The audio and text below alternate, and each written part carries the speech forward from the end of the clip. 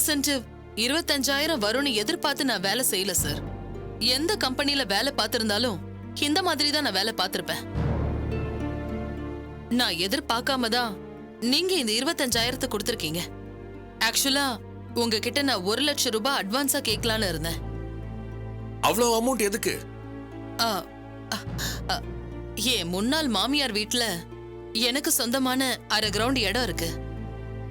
இன்னைக்கு நிலைமையில நான் இருக்க இடம் இல்லாம இருக்கேன். உங்ககிட்ட 1,00,000 அட்வான்ஸா வாங்கி அந்த இடத்துல ஒரு ஷெட் போட்டு தங்கிக்கலான்னு இருக்கேன் சார். அதுக்கு தான் கேட்டேன். அது உன் கனவுல கூட நடக்காது. Kumar, what is this? Sir, அவருக்கு கோவம் வருது நியாயம்தான். என்ன டைவர்ஸ் பண்ணிட்டாரு. அவர் வீடு இருக்கிற இடத்துல நான் ஷெட் போட்டு தங்குறேன்னு சொன்னா அவருக்கு கோவம் வருது நியாயம் தானே? நோ நோ, அவருக்கும் உங்களுக்கும் உள்ள ரிலேஷன்ஷிப்லாம் ஆபீஸ்க்கு வெளியே தான் இருக்கணும். இங்க வந்தாச்சுன்னா நீங்க ஒரு ஸ்டாஃப், அவர் ஒரு ஸ்டாஃப். இத முதல்ல நீங்க நல்லா புரிஞ்சுக்கணும். என்ன குமார், புரிஞ்சுதா? புரிஞ்சுது சார். இவங்களுக்கு இந்த 25,000 ரூபாவை நான் கொடுத்த இன்சென்டிவா எழுதிக்கோங்க. அப்புறம் இவங்க கேட்ட அட்வான்ஸ் 75,000 ரூபாயும் கொடுத்துட்டு அப்ரூவலுக்கு என் டேபிளுக்கு நேரடியாக அனுப்புங்க. ஓகே? Okay sir. ரொம்ப தேங்க்ஸ் சார். இந்த ஹெல்ப்பை நான் மறக்கவே மாட்டேன். இட்ஸ் ஆல் ரைட், நீங்க போகலாம். Thank you sir.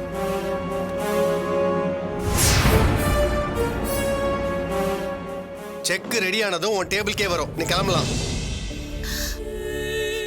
எனக்கு எந்த வேலையும் இல்ல. செக்க வாங்கிட்டே போறேன். என்னடி என்ன நினைச்சிட்டு இருக்க? என் ஆபீஸ்லயே வந்து வேலைக்கு சேர்ந்த, என் முதலாளிகிட்டே பணம் வாங்கி எங்க வீட்லயே வந்து ஷெட்டு போட்டு வாழ்ந்துருவியா நீ? என்ன உங்க வாழ்க்கையை விட்டு துரத்திட்டுதா நீங்க நினைக்கலாம். ஆனா காலையில எழுந்ததுல இருந்து நைட்டு தூங்க போற வரைக்கும் நான் உங்களையே தான் நினைச்சிட்டு இருக்கேன். இனிமே தினமும் உங்க முகத்தை பார்க்க போறேன்னு நினைக்கும் போதே எனக்கு சந்தோஷமா இருக்கு குமார். இனிமே தினமும் உங்க பக்கத்திலேயே வாழ போறேன். அது போதும் எனக்கு. நினைச்சுக்கிட்டே இரு. கந்தசாமி கேரளால இருந்து வந்துட்டான். நம்பி கேஸ்ல நீ செஞ்ச எல்லா தில்லு முள்ளுகளையும் அவன் புட்டு புட்டு வைக்க போறான். தினமும் நீ என் மூஞ்சில முழிக்க போறது இல்ல, ஜெயில் கைதிகளோட மூஞ்சில தான் முழிக்க போற. அத ஞாபகத்துல வச்சுக்கோ. அப்படியா?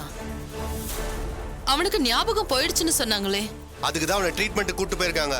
அவனுக்கு ஞாபகம் திரும்பி வந்ததும் கோர்ட்டுக்கு வந்து சாட்சி சொல்ல போறான். அத நீ ஞாபகத்துல வச்சுக்கோ. கூடி சீக்கிரம் நீ ஜெயிலுக்கு போறது உறுதி.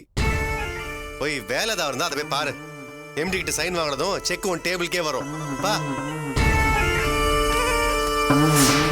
கந்தசாமி சாட்சி சொல்ல போறானா? கூடிய சீக்கிரம் அவன் செத்துட்டாங்கிற தகவல் வரும். அன்னைக்கு நீங்களும் உங்க தம்பி எப்படி கதற போறீங்கன்னு பார்க்க தானே போறேன். ஏய், என்ன பாக்குற? ஒண்ணும் இல்ல, உங்க அறியாமைய நினைச்சேன், அதான் பாக்குறேன்.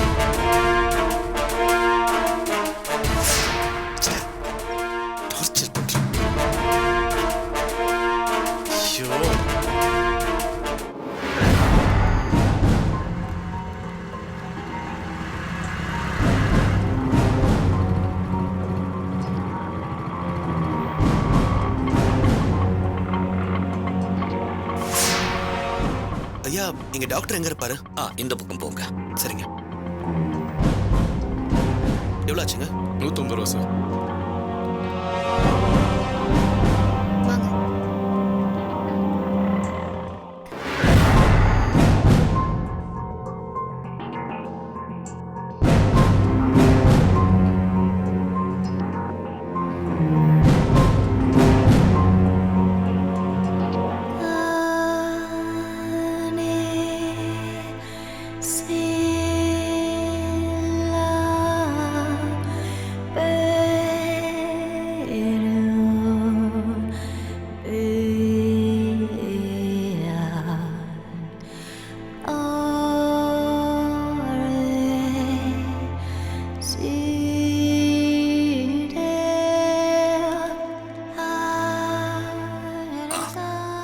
ரிப்போர்ட்டை விடு.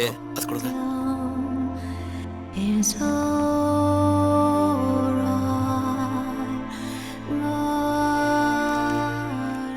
சார், என் வீட்டுக்காரருக்கு பழையபடி ஞாபகம் வந்துரும்ல? முயற்சி செய்யறம்மா. இதே மாதிரி தாராளம் பேஷண்ட்ஸ் இவ்வளவு வந்திருக்கு. எல்லாரும் சுகமாய் தான் வெளியே போயிருக்கு. உங்க ஹஸ்பண்டுக்கும் குணமாயிடுன்னு நம்புங்க. டாக்டர் சீக்கிரம் சரி பண்ண முடியுமா? எங்களை பொறுத்த வரைக்கும் பித்த நாடி, வாத நாடி, கஃப நாடி ഇങ്ങനെ 3 നാടി ഉണ്ട്. ഇത് വെച്ചാണ് വൈദ്യം നോക്കുന്നത്. ഇവർക്ക് വാദം കഫം രണ്ടുമേ ഡിസ്റ്റർബ് ആയിരിക്ക്. അത് ശരിയാക്കിയ ഉടമ്പ് ശരിയാകും. കൂടവേ തലയിൽ അടിപട്ടതിനാലേ നരമ്പ് പ്രശ്ന ഉണ്ട്. എണ്ണ പിഴിച്ചൽ ചെയ്താൽ ശീഘ്രം ഗുണമാകും. சீக்கிரம்னா ஒரு வாரத்துல சரியாயிடுமா சார்? ഞാൻ ഗ്യാരണ്ടി കൊടുക്ക മുടിയാതമ്മ. ഒരു വാരമോ ഒരു മാസമോ ആകും. നരമ്പ് ശരിയാവണ്ടേ. ശീഘ്രം ശരിയാവുന്ന നമ്പുങ്ക. ശരിയാ പോയിடும். നம்பிക്കാറ്. ரொம்ப நம்பிக்கையா இருக்கு சார். இன்னைக்கு இவரை அட்மிட் பண்ணிடலாமா? நிச்சயமா அட்மிட் பண்ணிடலாம். உன்னி இவரை அட்மிட் ചെയ്ത് ഒരു റൂം കൊടുക്കൂ. താൻ ഇദ്ദേഹത്തെ ക്ഷൗര്യം ചെയ്യൂ. കൂട്ടിക്കൊണ്ടുവയ്ക്കോ. ശരിയാവട്ടെ.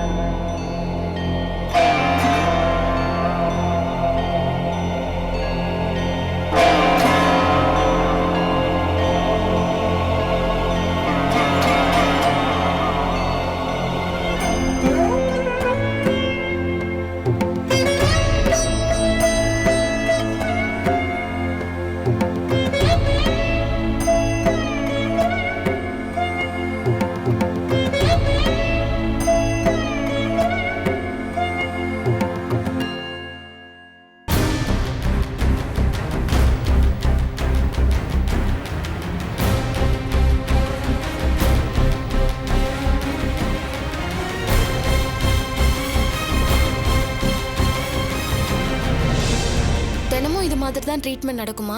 ஆமாம்மா, ஆயுர்வேதனா அப்படிதான். குணமாகறதுக்கு கொஞ்சம் லேட் ஆகும். குணமாயிடுச்சுன்னா அதுக்கப்புறம் திரும்ப வரவே வராது. குணமாயிடும்ல? கண்டிப்பா குணமாயிடும். வைத்தியர் என்ன சொன்னாரு? இதே மாதிரி நிலைமையில வந்த எல்லா பேஷண்ட்ஸும் குணமா இருக்காங்கன்னு சொன்னாரா இல்லையா? அவர் சொன்ன மாதிரி மனசுல நம்பிக்கை வைங்க, எல்லாமே சரியாயிடும். இது நம்ம நாட்டோட பாரம்பரிய மருத்துவம்.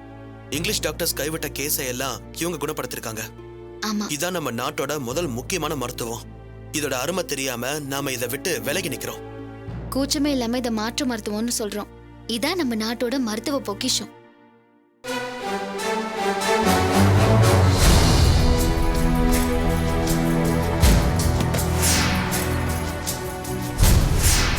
சத்யோட ஆபீஸ்ல அவளுக்கு ரிலீவ் கொடுத்து அனுப்புறாங்க. நாங்க போகணும். இங்க வந்தப்ப எனக்கு நம்பிக்கையே இல்லைன்னு.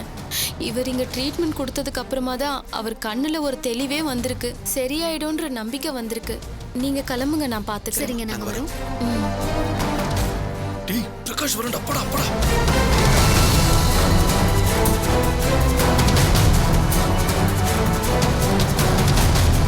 போடா போடா போடா போடா. டேய் பிரகாஷ் சத்யா இருக்காங்க, எப்பறம் அவனை போடுறது? அவங்க 2 பேரும் போட்டோம், அதுக்கப்புறமா அவனை போட்டு தள்ளிடுவோம்.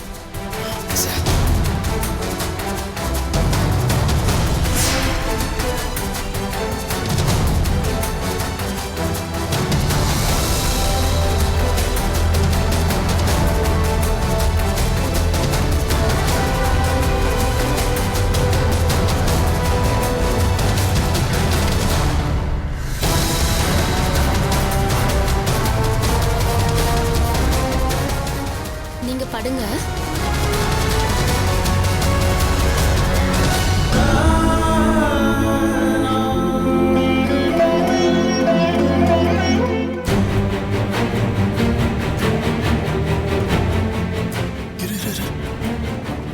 சிஸ்டர் சொல்லுங்க.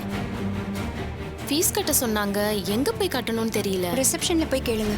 சரிங்க.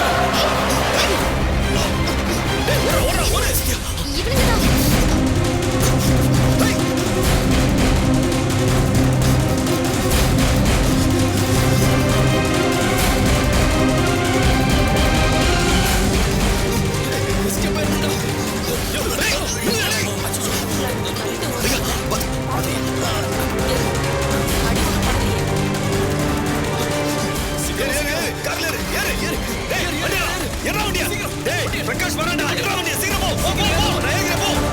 போ போ போ போ போ.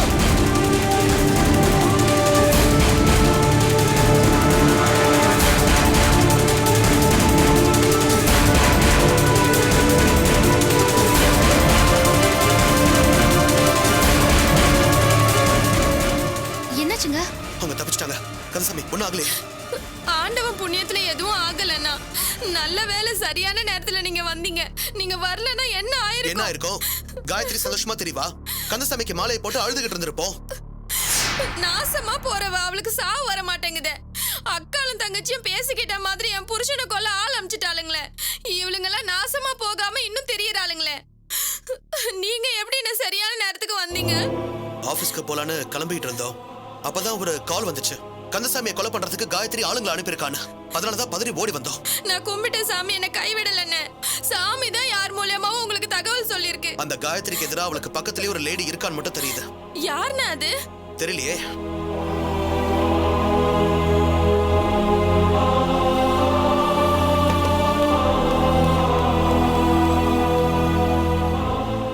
എന്താ സാറേ സംഭവിച്ച? എന്ത് പറ്റി? ஒண்ணுல சார், நான் ஏற்கனவே சொல்லிருக்கேன்ல, ஒரு மர்டர் கேஸ்ல இவர் ரொம்ப முக்கியமான சாட்சி.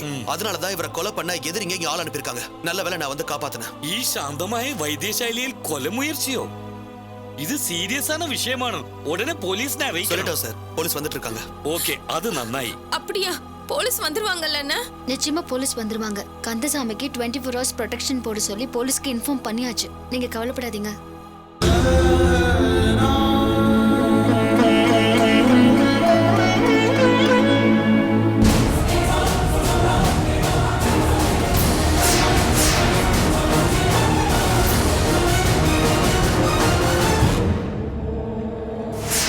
இவனுங்க இளவு எடுக்க போனானுங்களா இல்ல இவனுங்க வீட்டுல இளவு விழுந்துருச்சா? கந்தசாமியை போட்டு தள்ளலான்னு போனானுவோ, இன்னும் ஒரு தகவலையும் காணுமே.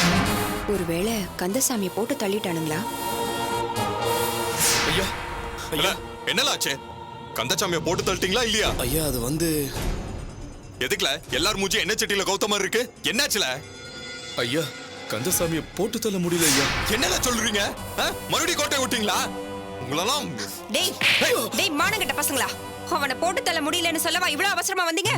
இல்லக்கா, எல்லாம் பக்கம் பிளான் பண்ணி தான் உள்ள போனோம். அந்த பிரகாஷ் சக்தியாவும் வெளியில போனதை பார்த்ததுக்கு அப்புறம் தான் நாங்க உள்ள போனோம். அப்புறம் என்னல கேடு வந்தது? ஐயா நாங்க உள்ள போயிட்டு அவனை கட்டிலோட சேர்த்து அமுக்கி அவன் கழுத்துலயே கத்திய ஒரே வச்சிட்டோம். இழுப்பு இழுக்க வேண்டியதானடா? அவ கழுத்துல வச்ச கத்தியை இழுக்கிறதுக்குள்ள அந்த பிரகாஷ் எங்க இருந்து வந்தானே தெரியலக்கா. இரும்பு டப்பாவை எடுத்து மண்டையில ஒரே போடு போட்டாங்க.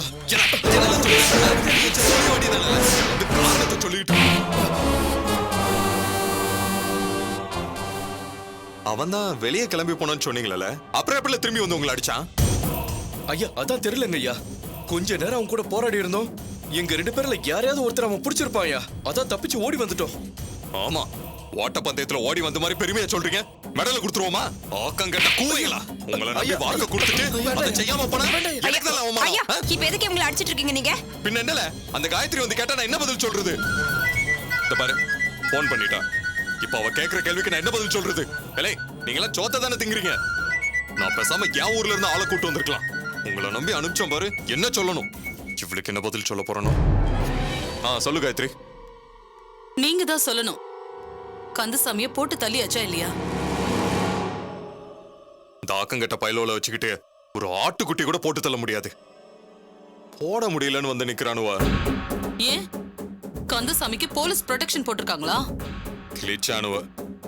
இவனு என்னமோ போய் கந்தசாமி கழுத்த இருக்க கழுத்துல கத்திய வச்சானுலாம். அதுக்குள்ள அந்த பிரகாஷ் வந்து இவனோல அடிச்சு விரட்டிட்டானா. என்னது? பிரகாஷ் வந்து அடிச்சிட்டானா? அவன் இருக்கிறப்பவே கந்தசாமியை கொலை பண்ண முயற்சி பண்ணாங்களா? இல்ல தாயி, அவனும் அவன் பொண்டாட்டியும் வெளியே கிளம்பி போறத பார்த்துட்டு தான் இவனும் கொலை பண்றதுக்கு உள்ள போனானுலாம். ஆனா அவன் கரெக்டான நேரத்துக்கு திரும்பி வந்துட்டானா. ஆனா இவனு சொல்றத என்னால நம்பவே முடியல. ஐயா என் மேல சத்தியமா, என் புள்ள மேல சத்தியமா அதான் நடந்தது. போனவ கொஞ்ச நேரத்துல கரெக்டா திரும்பி வந்துட்டாயா. இங்க பாரு தாயி, இப்ப கூட அவன் புள்ள மேல சத்தியம் வைக்கிறான். அவன்கிட்ட ஒரு நிமிஷம் போனை கொடுங்க, நான் விசாரிக்கிறேன். இல்ல பேசல.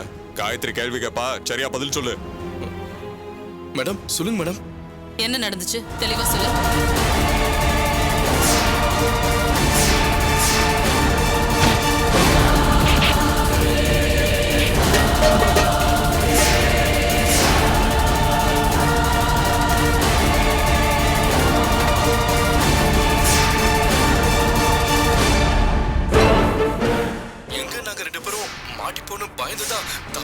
வந்துட்டோம் மேடம். போன் ஐயா கிட்ட கொடு. சரிங்க மேடம். ஐயா. சொல்லல. ஐயா, அவங்க பொய் சொல்லல. அவனுங்க சொன்ன மாதிரி தான் நடந்திருக்கு. அது எப்படில? வெளியில போனவனுக்கு இவனுவ கொலை செய்ய போறது எப்படி தெரிஞ்சது? எப்படி அவன் திரும்பி வந்தான்? அதே தான் நானும் கேக்குறேன். போனவன் எப்படியா திரும்ப வந்தான்? என்னல ஒரு மாதிரியா பேசுத?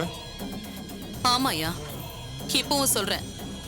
நம்ம ஆளுங்களுக்குள்ளேயே பிரகாஷ்க்கு தகவல் சொல்ல யாரோ ஒரு ஸ்பை இருக்காங்க. நிச்சயம் அவங்க மூலமா தான் பிரகாஷ்க்கு தகவல் போகுது. அதனாலதான் போனவ திரும்ப வந்திருக்கான். என்னல சொல்லுத? நம்ம பையலோ யாரும் அப்படி பண்ண மாட்டானோல. நான் பசங்களை சொல்லல. எனக்கு என்னவோ அந்த வசந்தி மேலதான் டவுட்டா இருக்கு. அவதான் ஏதோ குள்ள நரி வேலை பார்த்துக்கிட்டு டபுள் கேம் ஆடுறாளோன்னு எனக்கு சந்தேகமா இருக்கு.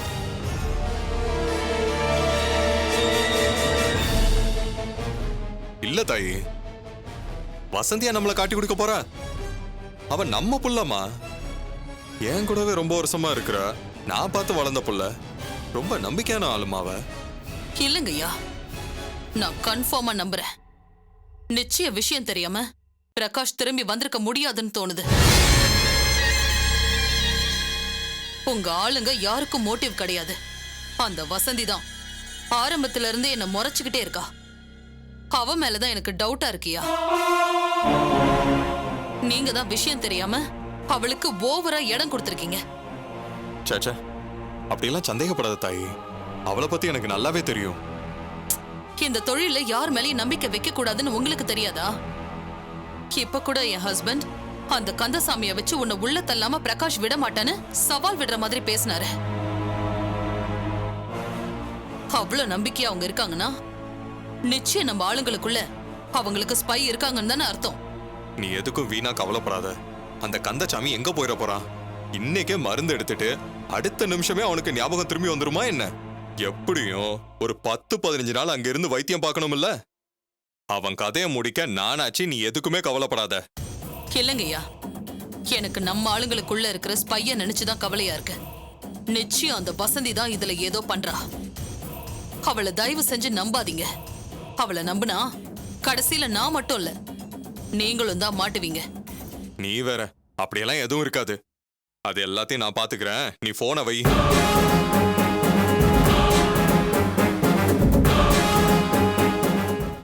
நீங்க எல்லாரும் கீழே இருக்கிற சப்ஸ்கிரைப் பட்டனை மறக்காம பிரஸ் பண்ணுங்க. நம்ம அப்லோட் செய்யலாம் நீங்க ஃபர்ஸ்டா பார்க்கணும்னா நோட்டிபிகேஷன் பெல் சிம்பலை மறக்காம பிரஸ் பண்ணுங்க. பார்க்கலாம் நானா அந்த காயத்ரியான